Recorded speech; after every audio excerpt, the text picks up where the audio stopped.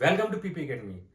आज हम क्लास 8 की मैथ्स न्यू वाली एनसीईआरटी का चैप्टर नंबर 2 का सेकंड पार्ट कर रहे हैं। फर्स्ट पार्ट हम ऑलरेडी कर चुके हैं। चैप्टर का नाम है पावर प्ले। फर्स्ट पार्ट के लिए आप मेरी पहले वाली वीडियो देख सकते हैं। सेकंड पार्ट के जो बचे हुए टॉपिक हैं उसमें हम वो कवर करेंगे। तो देखिए 2.5 टॉपिक है आपका, डिड यू एवर वंडर। इसमें ना ये दो इमेज बनी हुई है आपकी। इस चैप्टर में बेसिकली ना हम गैसिंग और एस्टिमेटिंग देखेंगे। गैसिंग एंड एस्टिमेट, इसका मतलब क्या है? मतलब ये है कि ना हमें प्रैक्टिकल लाइफ में, रियल लाइफ में बहुत सारी चीजें गैस से काम चलानी पड़ती हैं। यानी कि अगर हम मान लीजिए कहीं से 10 kg का आटा खरीद के लाए पैकेट में और उसने सिर्फ 5 kg पैक किया है, तो उठाते ही हमें एक आइडिया लगता है ना कि नहीं ये 10 तो नहीं होगा। एग्जैक्ट कितना है हमें पता नहीं, बट हमें लगता है कि 10 नहीं, यानी हम वहां गैस कर रहे हैं कि ऐसा नहीं है। इस तरह के हमें बहुत सारे गैस करने पड़ते हैं, बट वो ब्लाइंड गैस नहीं होनी चाहिए, थोड़े से कैलकुलेटिव होनी चाहिए। तो कैसे गैस करना चाहिए, क्या हमारी लाइफ में काम आ सकता है, वो देखेंगे। तो देखिए एक ना तुलाभार होता है। पहले एंशियंट टाइम में लोग ना अपने, ये रिलीजियस प्रैक्टिस है, अपने वेट के बराबर कुछ ग्रेन्स, कोई सामान लोहे का, चाहे चाहे कॉइन्स, सोना चांदी, बड़े बड़े राजा महाराजा क्या करते थे, अपने बर्थडे पे या कुछ ऐसा स्पेशल ओकेजन होता था तो वो अपनी प्रजा को दान दिया करते थे। तो इसी तरह से देखिए आप देख सकते हैं ये ना अपने वेट के बराबर जैगरी है ये, और इसने क्या किया है, अपने वेट के बराबर व्हीट को रखा हुआ है। तो यहाँ तो व्हीट और जैगरी है, बट अगर आपसे ये कहा जाए कि आपको अपने वेट के बराबर 1 रुपए के कॉइन रखने हैं, तो कितना वेट होगा आपका? तो अब यहाँ आपको गैस करना है, बट गैस आप ऐसा तो नहीं कर सकते कि 100 कॉइन्स, 500 कॉइन्स। थोड़ा सा कैलकुलेटिव गेस करने के लिए आपको क्या क्या, देखिए कंटेंट पता होना चाहिए। एक तो आपको अपना वेट पता होना चाहिए। मान लीजिए आपका वेट 50 kg है, 50 kg से कम ही होगा, बट गैस करने के लिए हम, क्योंकि 50 से कैलकुलेशन इजी हो जाएगी हमारी। 50 kg और हमें 1 रुपी कॉइन के बराबर अपना वेट रखना है। तो 1 रुपी कॉइन के लिए देखिए 1 रुपी कॉइन को मान लीजिए 5 ग्राम होता है कॉइन, तो 5 ग्राम है और यहाँ केजी है। तो अब हमें इसको ग्राम केजी में चेंज करना पड़ेगा, 0.005 kg। तो अब कितने कॉइन्स होंगे? तो देखिए वेट से कॉइन को अगर हम डिवाइड करेंगे 50/0.005, तो अब आप समझ में आ रहा होगा ना कि यहाँ 50 kg क्यों लिया है। थोड़ी सी कैलकुलेशन आसान हो गई है। तो गैसिंग में हम यही करते हैं, लगभग हमारा अंदाजा। अब किसी का 45 होगा, किसी का 52 भी हो सकता है। तो आंसर आएगा हमारा 10,000 कॉइन्स। तो इस तरह के गैस हमें करने पड़ते हैं। जैसे मान लीजिए कोई कहे कि आपको दिल्ली से लेके लखनऊ तक पैदल जाना है, अब आपको इसकी गैस करने के लिए क्या पता होना चाहिए? एक तो आपका रफली आइडिया होना चाहिए कि कितने किलोमीटर है। यहाँ से लखनऊ मान लीजिए 400 किलोमीटर, हो सकता है 450 हो, 350 हो, बट एक अप्रॉक्स मान लेते हैं कि 400 किलोमीटर है। और आप एक बार में 0.6 मीटर चलते हो, क्योंकि 1 मीटर लगभग कितना होता है, इतना बड़ा होता है 1 मीटर। तो उसका आप आधे से ज्यादा, यानी इतना बड़ा एक कदम रखते हो अगर आप, यानी 0.6 मीटर। तो 400 को 0.6 मीटर से आप डिवाइड करेंगे, किलोमीटर को यूनिट चेंज करके, तो आपका आ जाएगा कितने स्टेप्स में आप वहां पहुंचेंगे। तो फिर इससे ये आइडिया लगा सकते हैं टोटल इतने स्टेप्स हुए, तो आप एक दिन में कितने घंटे चलेंगे, कितने स्टेप्स लगेंगे। तो कुछ ये आइडिया रफली लग सकता है कि आप अगर पैदल जाएंगे तो यहाँ से लखनऊ कितनी देर में पहुंच सकते हैं। तो ये रियल लाइफ में हमारे गैसिंग काम आती है। अगला टॉपिक है हमारा लीनियर वर्सेस एक्सपोनेंशियल ग्रोथ। हमने ये तो देखा है कि एक्सपोनेंशियल ग्रोथ के क्या मायने होती है। यानी अगर एक पेपर को हम 46 टाइम्स तक फोल्ड कर दें तो इतना मोटा हो जाएगा कि हम चांद तक पहुंच जाएंगे। चेस बोर्ड पे अगर हर स्क्वायर पे हम राइस के एक दाने से स्टार्ट करके डबल करते जाएं तो 64 तक पहुंचते पहुंचते पूरे वर्ल्ड का राशन खत्म हो जाएगा। तो ये तो पावर है एक्सपोनेंट की। उसी की जगह अगर हम लीनियर की बात करें, देखिए लीनियर में अगर हमारे पास डे 1 पे कोई हमें रोज 10 रुपए देता है, तो डे 1 पे भी 10 रुपए है, डे 2 पे 10 रुपए है, डे 3 पे 10 रुपए है, यानी 3 दिन बाद कितने हुए, 30 रुपीज। और उसी जगह अगर एक्सपोनेंशियल ग्रोथ है, मान लीजिए 10 × 10 × 10, तो तो कितने रुपए हो जाएंगे हमारे 10,000। ये तो है एक्सपोनेंशियल ग्रोथ, ये है लीनियर ग्रोथ। लीनियर ग्रोथ में कांस्टेंट होता है, देखिए डे 1 पे 1 था, डे 2 पे ये डे 2 पे 2। इसमें क्या कर सकते हैं, देखिए डे 1 में 2 की पावर 1, डे 2 पे 2 की पावर 2, डे 3 पे 2 की पावर 3, ये डे 3। तो 2 की पावर थर्ड डे पे ये इतना पहुंच गया, और ये थर्ड डे पे कितना पहुंचेगा, 3 पहुंचेगा। तो जो एक्सपोनेंशियल ग्रोथ है वो बहुत फास्ट होती है। इसी तरह से इसको हम कंपाउंडिंग भी कहते हैं एक तरह से। जैसे अगर आप अपने बैंक में कुछ पैसे जमा करते हैं तो हमें क्या मिलता है, सिंपल इंटरेस्ट, उसमें कंपाउंडिंग इफेक्ट नहीं होता। लेकिन अगर आप कहीं ऐसी जगह इन्वेस्ट करते हैं जहां पर आपको इंटरेस्ट पे इंटरेस्ट मिलता है तो उसको कहते हैं कंपाउंडिंग इफेक्ट। तो वहां पे पैसे ज़्यादा फास्ट ग्रो होते हैं जहां पर कंपाउंडिंग एडिशन होता है। तो इस ये तो था difference linear versus exponential. Exponential growth बहुत ज़्यादा फास्ट होती है as comparison to linear growth. अब हम जो है इस चैप्टर के क्वेश्चंस करेंगे, फिगर इट आउट। जो फाइनल एक्सरसाइज है हमारी, उसमें जो कुछ क्वेश्चंस दिए हुए हैं, find out the unit digit in the value of, इसको सॉल्व करना है और हमें यूनिट डिजिट निकालनी है इसकी यूनिट डिजिट निकालने से पहले देखिए ये दोनों अलग अलग दिया हुआ है, ये 2 की बेस है, ये 4 की बेस है। हिंट हमें इसलिए दिया हुआ है कि हम 4 वाली बेस को 2 में कन्वर्ट करते हैं पहले। तो देखिए 2 की पावर 2 2 4, 4 की पावर 30। देखिए इसको जानने से पहले ना आपको थोड़ा सा कंसेप्ट आपको पता होना चाहिए। 2 की पावर 2 2 4 दी हुई है और 4 की पावर 32, 4 की पावर 32। तो देखिए इस 4 को हम 2 में कन्वर्ट करेंगे, तो कैसे कन्वर्ट करेंगे, 4 की पावर 32 का मतलब क्या है, 2 की पावर 2 और 32, यानी इस 4 की जगह हमने 2 की पावर 2 किया और 32, यानी कि 2 की पावर 64। तो अब 2 की पावर 2 2 4 है और यहां पे क्या लिखेंगे हम, जो हमने ये कन्वर्ट किया है 2 की पावर 64। तो इससे क्या होगा हमारा, देखिए 2 की पावर 2 2 4 डिवाइडेड 2 की पावर 64। तो सिंपली क्या करना है, हमें 2 2 4 में से 64 डिवाइड करना, सबट्रैक्ट करना है। 2 2 4 माइनस 64 यानी 160, क्योंकि बेस सेम होता है तो पावर सबट्रैक्ट हो जाती है डिवीजन के केस में।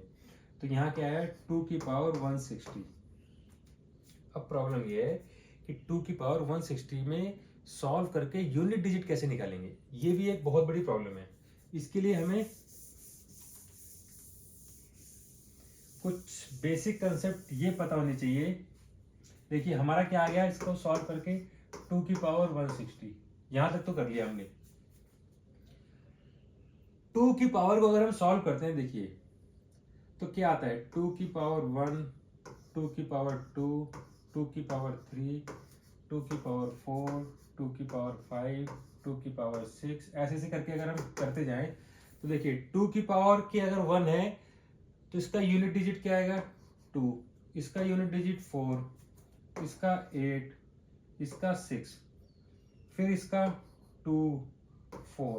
कहने का मतलब है कि 2 की कोई भी पावर हो उसका यूनिट डिजिट इन 4 में से होगा, 2 4 8 6।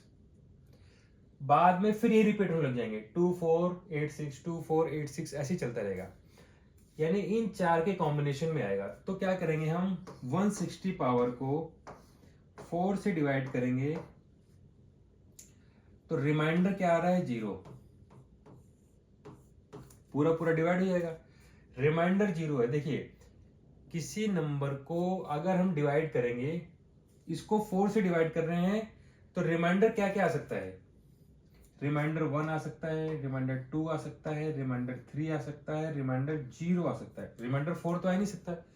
4 से डिवाइड करेंगे, अगर 4 होता तो 4 से कट ही जाएगा, 5 अगर होगा तब भी 1 बचेगा। तो यानी इन 4 ही केस बन सकते हैं। जैसे अगर किसी नंबर को हम 3 से डिवाइड करें तो क्या आ सकता है, रिमाइंडर, रिमाइंडर 0 आ सकता है, 1 आ सकता है, 2 आ सकता है, सिर्फ यही 3 पॉसिबिलिटी है। इसी तरह 4 से करेंगे तो 0 1 2 3। अगर रिमाइंडर 1 आता है यानी पावर 1, तो पावर 1 का मतलब है 2, पावर 2 का मतलब है ये पावर है, पावर 1 का मतलब 2 4 8 6, यानी अगर 0 आ रहा है तो पावर 6। कोई भी ऐसा नंबर जो 4 से डिवाइड हो जाएगा पूरा पूरा, अगर वो पावर में है तो एंड ये जो नंबर आएगा यूनिट प्लेस पे वो 6 आएगा, तो यानी इसका आंसर होगा हमारा, ये पहला ही क्वेश्चन था फिगर इट आउट का और थोड़ा सा लेंदी हो गया। तो बाकी क्वेश्चन देखते हैं इसके, तो यानी हमारा आंसर क्या है 6। There are 5 bottles in a container. Every day a new container is brought in. The how many bottles would be there after? रोज 5 बॉटल आती हैं, 40 दिन बाद कितनी बॉटल आएंगी? इससे आसान क्या क्वेश्चन होगा, फुद्दू क्वेश्चन है ये तो। 5 into 40 इज इक्वल टू 200। एक क्वेश्चन कितना टफ दे दिया, एक क्वेश्चन इजी दे दिया कितना। नेक्स्ट देखते हैं, write the given number as the product of 2 or more power in the 3 different way. यानी कि जैसे 64 की पावर 3 दी हुई है, इसको हमें ना अलग अलग तरीकों से लिखना है पावर की फॉर्म में। कैसे, देखिए एक करके देखते हैं। 64 की 3 का मतलब क्या है, पहले तो देखिए 64 का क्या होता है। 64 का मतलब होता है 2 की पावर 6 और 3 तो ऊपर दिया हुआ है। 64 का ही मतलब है, अगर 20 देखिए 32 का होता है 2 की पावर 5, 64 का होता है 2 की पावर 6। ये कुछ इजी टर्म्स हैं, इनको आप याद कर लिए तो आपकी कैलकुलेशन आसान रहेगी। तो 64 कहीं भी देखिए आपको, इसका मतलब 2 की 6। अब देखिए 2 की 6 का मतलब 2 की पावर 18, क्योंकि हम 6 3 जा 18 मल्टीप्लाई कर सकते हैं। अब हमें लिखना है, तो देखिए इसको कैसे कैसे लिख सकते हैं। एक तो ऐसे लिख सकते हैं, सॉरी 64 मल्टीप्लाई 64 की पावर 2, ये भी ठीक है। अब इसी 64 को हमने इसमें कन्वर्ट किया है, तो और क्या लिख सकते हैं। मान लीजिए एक तरीका ये हो गया, दूसरा तरीका ये हो गया 2 की पावर 10 कर दिया मल्टीप्लाई 2 की पावर 8 कर दिया। तीसरा तरीका और क्या हो सकता है, 2 की पावर 5 कर दी मल्टीप्लाई 2 की पावर 13 कर दी। मतलब n नंबर ऑफ तरीके से लिख सकते हैं आप। इसमें क्या है, 2 डिफरेंट पावर के मल्टीपल में लिखना है तो कितने भी लिख सकते हो आप। इसी तरह से आप बाकी नंबर्स को भी चेंज करके लिखेंगे। अच्छा 32 को आप, ये माइनस वाला है, आप इसको कैसे कर सकते हैं। देखिए 32 का आपको बताया मैंने कि 2 की पावर 5 होता है, यानी 2 की पावर 5 और -5, तो क्या आ गया आपका 5 5 या 25, 2 की पावर -25। अब इस 2 तो सेम ही रहेगा, अब इस -25 को आप कितने तरीकों से लिख सकते हो, बहुत तरीकों से लिख सकते हो। लिख दो -26 + 1 -25, यानी एक पावर ये लगा दो, एक पावर ये लगा दो, इस तरह से। तो आप डिफरेंट नंबर ऑफ वेज से लिख सकते हैं इसको। Examine each statement below and find out if it is always true. एक कंडीशन तो ये है ऑलवेज ट्रू, एक है नेवर ट्रू और एक है समटाइम ट्रू। ये आपको कुछ 5 स्टेटमेंट दिए हुए हैं, इनको हमें इन पैरामीटर्स पे देखना है। Cube numbers are also square numbers. Cube number जो है स्क्वायर नंबर भी होते हैं। पहले तो आप ये समझिए कि क्यूब नंबर्स का मतलब क्या है। जैसे देखिए 8 के है, 8 क्या है, ये क्यूब नंबर है। क्यों, ये किसी नंबर का क्यूब करने पे आता है, तो ये क्या है, क्यूब नंबर है। तो cube numbers are also square number, तो क्या स्क्वायर नंबर है, ये स्क्वायर नंबर तो नहीं है। बट कुछ और देखते हैं, जैसे हम 2 की पावर 6 देखते हैं, तो 2 की पावर 6 क्या होता है, 64। ये हमने अभी कहा था कि इसको याद करना है ना, ये काम आता है हर जगह। 2 6 64, 64 को हम कैसे लिख सकते हैं। एक तरीका तो है हमारा 8 का स्क्वायर लिख सकते हैं, और दूसरा तरीका है हमारा 4 की क्यूब लिख सकते हैं हम। देखिए तो 64 जो है हमारा क्यूब नंबर भी है, क्योंकि क्यूब करने से आ रहा है, और ये स्क्वायर नंबर भी है, स्क्वायर करने से भी आ रहा है। बट ये हमेशा ट्रू नहीं है। हमेशा ट्रू क्यों नहीं है, क्योंकि 8 के केस में ये गलत हो रहा है। ये तो इसका आंसर आएगा समटाइम्स वाला, only sometimes true. Only sometimes true लिख लेना, मैं यहाँ समटाइम्स लिख रहा हूँ, तो समझ गए आप, समटाइम्स लिखेंगे। और इसका एग्जाम्पल में ये दोनों एग्जाम्पल देने होंगे आपको, 8 वाला और ये 64 वाला, ये दो नंबर ऐसे हैं जिनको आप एग्जाम्पल दे सकते हैं। अगला है fourth powers are also square number. अगर किसी की पावर 4 है तो वो स्क्वायर नंबर भी होगा। किसी भी नंबर की पावर 4 है, मान लीजिए 5 की पावर 4 है, तो हम इसको कैसे लिख सकते हैं, 5 to 2, नंबर कोई भी उससे मैटर ही नहीं करता, तो यानी कि fourth power always square number होगा, ये ट्रू है, always true. The fifth power of a number is divisible by the cube. अगर फिफ्थ पावर है तो वो क्यूब से डिविजिबल है, बिल्कुल डिविजिबल है। देखिए ये प्रैक्टिकल है, देखिए फिफ्थ पावर है, 5 की पावर फिफ्थ है, तो अगर इसको 5 की पावर 3 से डिवाइड करेंगे तो डिवाइड हो जाएगा, क्योंकि 5 तो ज्यादा है 3 कम है, तो ऑलवेज डिवाइड हो जाएगा। ये इसका भी नाम आंसर होगा always. The product of two cube numbers is a cube number. दो क्यूब नंबर का प्रोडक्ट क्यूब नंबर होगा। अगर आपको ये फर्स्ट पार्ट में आपको कराया था, एक प्रॉपर्टी कराई थी, m की पावर a मल्टीप्लाई n की power a is equal to mn की पावर a। ये प्रॉपर्टी आपको फर्स्ट पार्ट में कराई थी। मतलब अगर पावर सेम है, यहां ये कह रहा है, देखिए the product of two cube number, यानी कि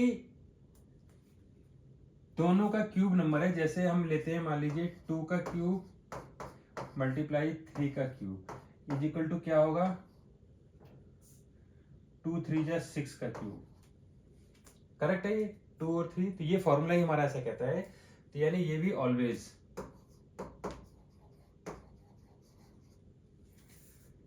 q की power 46 is both the fourth power and sixth power.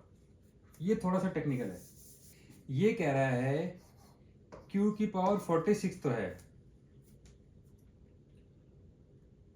ये इसके अंदर q की 4 भी होगा और q का 6 भी होगा, तो क्या ये सही है? तो देखिए पहले 4 और 6 का मतलब क्या है, यहां ये फोर्थ और जो 6 दे रहा है, तो देखिए LCM of 4 and 6, LCM of 4 and 6 क्या होता है, 12। अगर कोई पावर ऐसी आ रही है जो 12 या 12 का मल्टीपल है, तब तो उसमें 4 और 6 आएगा। देखिए किसी भी पावर में 4 और 6 तभी होंगे जब उसकी पावर 12 के मल्टीपल होगी, क्योंकि 4 और 6 का एलसीएम 12 है। तो क्या 46 12 का मल्टीपल है? नहीं है, तो इसका मतलब नेवर। अगर किसी नंबर की पावर, मान लीजिए q की पावर 48 है या फिर q की पावर 24 है, इसके अंदर 4 और 6 दोनों है, इसके अंदर 4 और 6 दोनों है, इसके अंदर नहीं है, तो इसका आंसर होगा never. Simplify and right these in an exponential form. Simple है, इसमें तो पावर है -2 -5 दोनों ऐड होगी तो 10 की पावर -7, 5 की 7 है, 5 की 4 है, डिवीजन हो रहा है, पावर सब्ट्रैक्ट होगी, 5 की पावर 3, 7 में से 4 गया 3, 9 सेम है, पावर माइनस होगी, -7 -4 9 की पावर -11, 13 की पावर -2 -3 से मल्टीप्लाई होगी तो प्लस हो जाएगा, माइनस माइनस प्लस, तो 13 की पावर 6। यहाँ m की पावर 5 है, देखिए m की पावर 5, n की पावर 12, m की पावर 9, n की पावर 9, तो फाइनल क्या आएगा, m की 5 और 9 है तो m की 14 हो गई, n की 12 है और 9 है तो 21, n की 21। इसका आंसर ये वाला होगा फिफ्थ का। If 12 square is equal to 144, यानी 12 का स्क्वायर दिया हुआ है, तो इनके आंसर लिखने हैं हमें। तो देखिए 12 तो यहां भी है तो 144 तो यहां भी आएगा, नो डाउट, बट पॉइंट कहां लगेगा, देखिए 1.2 यहां एक बार है और 2 बार हमें मल्टीप्लाई करना है क्योंकि 1.2 1.2 2 टाइम है, 1.2 1.2, तो स्क्वायर के अंदर जो 1 है उसका मतलब 2 टाइम्स है, यानी 2 प्लेस पे डेसिमल लगेगा, 1 और 2, तो आंसर आएगा हमारा 1.44। इस केस में देखिए यहाँ 2 प्लेस पे डेसिमल है तो फाइनल में 4 प्लेस पे लगेगा, तो 144 तो रहेगा ही रहेगा, 4 प्लेस पे डेसिमल लगाना है, 1 2 3 4, यानी एक जीरो और ऐड करना पड़ेगा हमें, ये आंसर है हमारा। सेम इसी तरह इसमें 3 प्लेस पर है तो 144 तो रहेगा ही क्योंकि 12 का 144 होता है, 3 प्लेस पे जीरो है तो 6 प्लेस पे जीरो आ जाएगा, 1 2 3 4 5 6, यानी कि हमारा आएगा 0.00। 120 है तो 12 तो है ही है, इसमें 144 आएगा और जीरो भी आ रहा है तो 2 जीरो और ऐड होगा, इसमें डेसिमल नहीं है, तो इसका आंसर ये वाला होगा। इस तरह से इसको आपको कन्वर्ट करना है। Circle the numbers that are the same, ऐसे अब ये अलग अलग नंबर दिए हुए हैं, आप हमें सर्कल करना है जो सेम है। तो पहले इनको सिंपलेस्ट फॉर्म में लिख सकते हैं, 2 की पावर 4 3 की 6, ये तो ऑलरेडी सिंपल है, 2 और 3 ब्रेक नहीं होगा, इसको ब्रेक कर सकते हैं हम।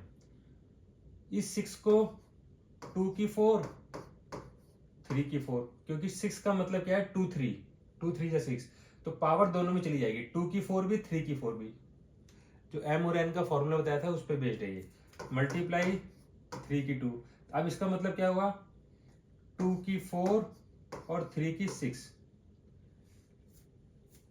ये तो 6 की 10 है, इसका मतलब क्या है 2 की 10 3 की 10, इसको तो इतना कर सकते हैं 2 की 10 और 3 की 10, ये मैच नहीं हो रहा है। 18 की 2 है तो इसको कैसे ब्रेक करेंगे, देखिए 2 3 का स्क्वायर, इसको ऐसे कर देते हैं वरना कंफ्यूजन होगी, 2 3 का स्क्वायर मल्टीप्लाई 2 की 2 मल्टीप्लाई 3 की 2, अब 2 की 3 मल्टीप्लाई 3 की 4, ये 64 आ गया, यानी 2 की 24 3 की 24। अब कौन कौन से सेम है ये देखिए, 2 की 4 3 की 6, 2 की 4 3 की 6, ये भी नहीं है, ये भी नहीं है और ये भी नहीं है, यानी पहले और ये सेम है। नेक्स्ट देखते हैं, identify the greater number in each of the following, इन दो के पेयर दिए हुए हैं, इनमें बड़ा नंबर निकालना है, तो 4 की क्यूब 64, 3 की 4 81, कौन सा बड़ा है हमारा 3 की पावर 4, 2 की 8 और 8 की 2, देखिए 8 की 2 64 और 2 की पावर 6 करते हैं तो 64 आ जाता है, तो 64 में 2 की पावर 2 अभी बची हुई है, तो ऑब्वियसली ये वाला बड़ा हो गया। फिर यहाँ 100 की 2 है और 2 की 100 है, 2 की पावर 100 करेंगे तो 2 की पावर अगर कितने, देखिए 100 जीरो आ जाएंगे, तो ऑब्वियसली ये तो बड़ा नहीं है, ये सबका बाप है, ये बहुत बड़ा नंबर है ये, तो ये थे इन पेयर में largest number. A dairy plans to produce 8.5 billion packets of milk in a year. They want a unique ID code for each packet if they choose to use digits. देखिए 8.5 billion packets हैं और 0 से लेकर 9 number तक use करने हैं, तो इसका मतलब है हमें जितने पैकेट्स हैं उतने डिजिट्स चाहिए हमें, तो कितने डिजिट्स ये पूछ रहा है कि कितने डिजिट का कोड होना चाहिए, तो लॉजिकल देखिए हमें सबसे पहले पता होना चाहिए बिलियन क्या है, तो देखिए बिलियन के लिए सबसे पहले क्या होता है 1000, फिर उसके बाद आता है मिलियन, फिर बिलियन, फिर ट्रिलियन। और ये ट्रिक बता रहा हूं, कोई बताएगा नहीं आपको, याद करना बहुत आसान है। देखिए इसमें भी 3 जीरो, इसके बाद 3 जीरो और ऐड हो जाते हैं, यानी 6 जीरो, यहां 3 जीरो थे, यहां 6 जीरो, यहां 9 जीरो, यहां 12 जीरो, 3 3 बढ़ रहे हैं, 3 3 3, तो 1000 तो आपको पता ही होता है, मेन सबसे ज्यादा यूज मिलियन और बिलियन होता है, तो बिलियन में देखिए बी से बड़ा बिलियन है, अगर मिलियन और बिलियन में कभी कंफ्यूजन हो तो बिलियन बड़ा होता है और ट्रिलियन तो सबका बाप है। तो कंफ्यूजन वाला एरिया ये दोनों होता है हमेशा। और कितना होगा, 1000 के बाद 3 जीरो और 6 जीरो और 9 जीरो, फिर 12 जीरो, 3 जीरो बढ़ते हैं। तो ये तो थी मिलियन और बिलियन की कहानी। बट यहाँ क्या बता रहा है ये कि 48.5 बिलियन है। तो 8.5 बिलियन का मतलब क्या है, 10 की पावर 9। मिलियन में 6 जीरो होते हैं, बिलियन में 9 जीरो होते हैं। तो 10 की पावर 9 आएगी अगर, तो इसके साथ देखिए 8.5 मल्टीप्लाई 10 की पावर 9, 3 3 3। अब आंसर क्या आएगा हमारा, 85, 3 6 8 1 2 3 4, ये आया हमारा आंसर। इसका मतलब कितने डिजिट्स हैं इसके अंदर, देखिए 1 2 3 4 5 6 7 8 9 10। तो हमारा आंसर आएगा 10 डिजिट्स का कोड चाहिए हमें।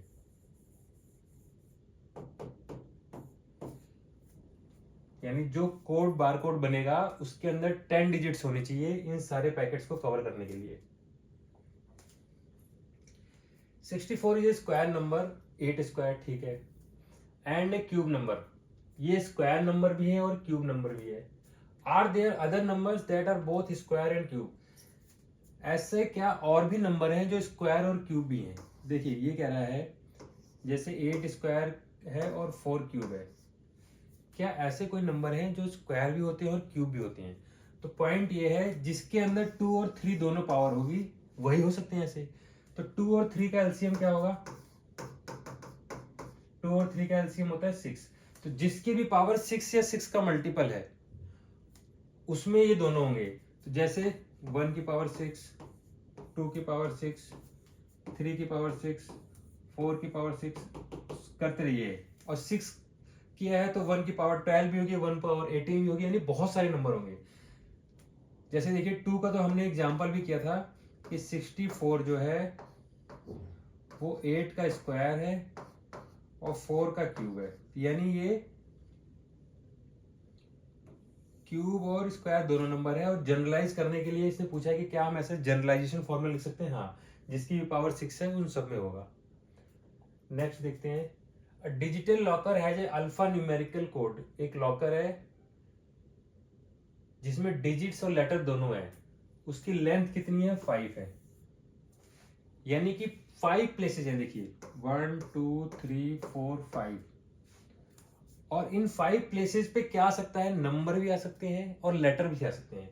तो सबसे पहले तो आपको ये पता होना चाहिए लेटर्स कितने आते हैं। लेटर्स होते हैं हमारे 26 और नंबर्स कितने होते हैं हमारे 10। तो टोटल कितनी चॉइसेस हो गई, 36। यानी हर प्लेस के लिए हमारे पास 36 चॉइस है। तो टोटल कितनी हो गई, 5 डिजिट्स हैं, इसलिए हमने 5 प्लेस तक लिया है, यानी 36 की पावर 5। टोटल हमारे पास इतने कॉम्बिनेशन बनेंगे। The world wide population of sheep, पूरी दुनिया में भेड़ों की जो पॉपुलेशन है वो 10 की पावर 9 है। Of and that of goat is also the same. What is the total population of sheeps and goats. तो देखिए शीप्स कितने हैं, 10 की 9, गोट्स कितने हैं, 10 की 9। तो टोटल कितने हो गए, तो देखिए टोटल हो गए हमारे 10 की पावर 9 प्लस 10 की पावर 9। और इसको कैसे लिख सकते हैं, 10 की पावर 9 कॉमन ले लिया तो 1 प्लस 1, यानी कि 2 मल्टीप्लाई 10 की पावर 9।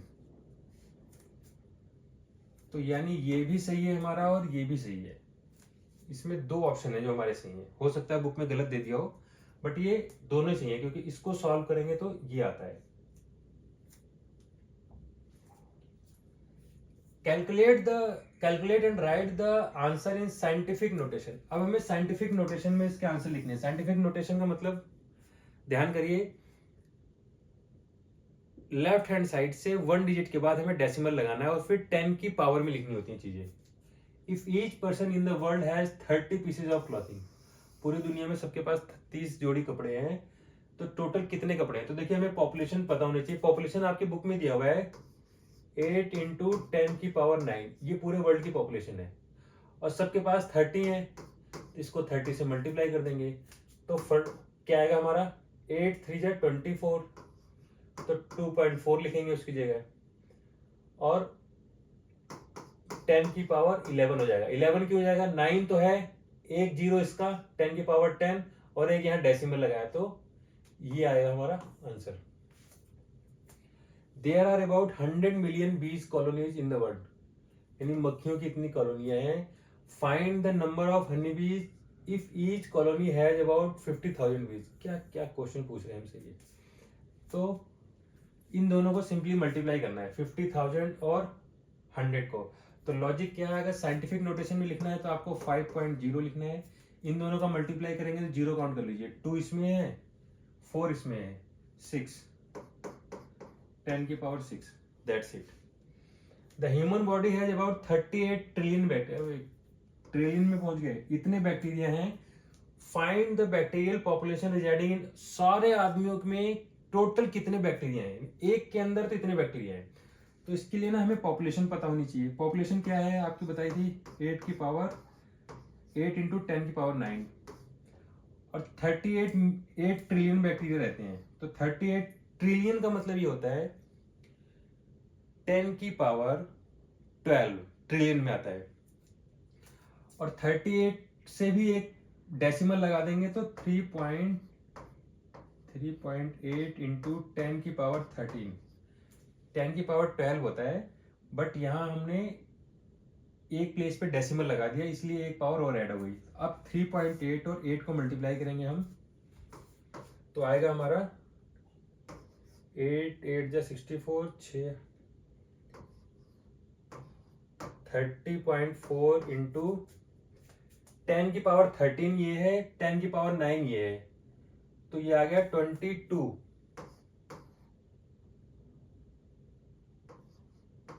बट अभी भी ये साइंटिफिक नोटेशन में नहीं है, क्योंकि साइंटिफिक नोटेशन के लिए यहां आना चाहिए।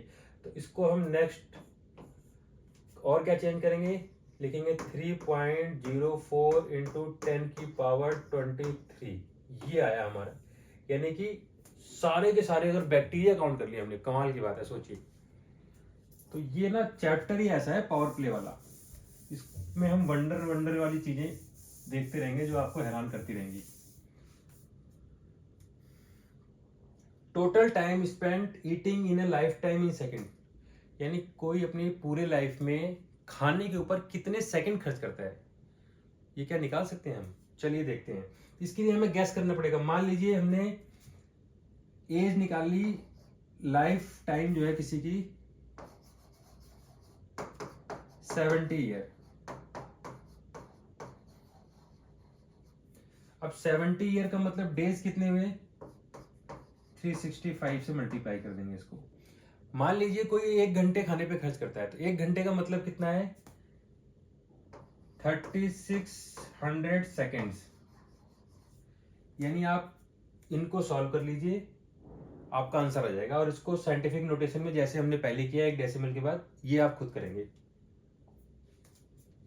1 बिलियन सेकेंड पहले क्या डेट रही होगी, पहले ये निकालते हैं 1 बिलियन सेकेंड का मतलब क्या है, यानी कितने दिन पहले हमें निकालनी है एज। तो देखिए 1 बिलियन का मतलब होता है 1.0 इंटू 10 टू द पावर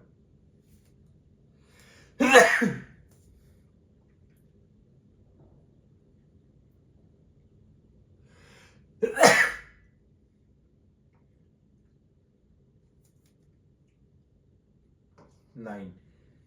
याद करिए फिर से, 1000 में 3 जीरो, 1000 के बाद आता है मिलियन में 6 जीरो, बिलियन में 9 जीरो, तो 10⁻9।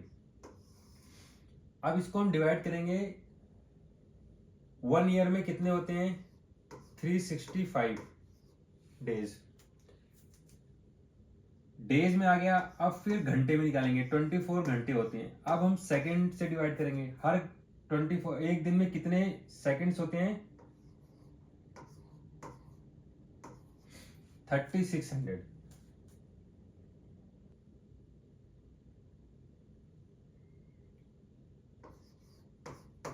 लगभग 31.70 आएगा, ये अप्रोक्स है। ये 31.70 ईयर्स। अब इसका क्या मतलब है, देखिए 31 तो ईयर्स हो गए, 0.7 का मतलब क्या होता है, देखिए 12 का मतलब यानी कि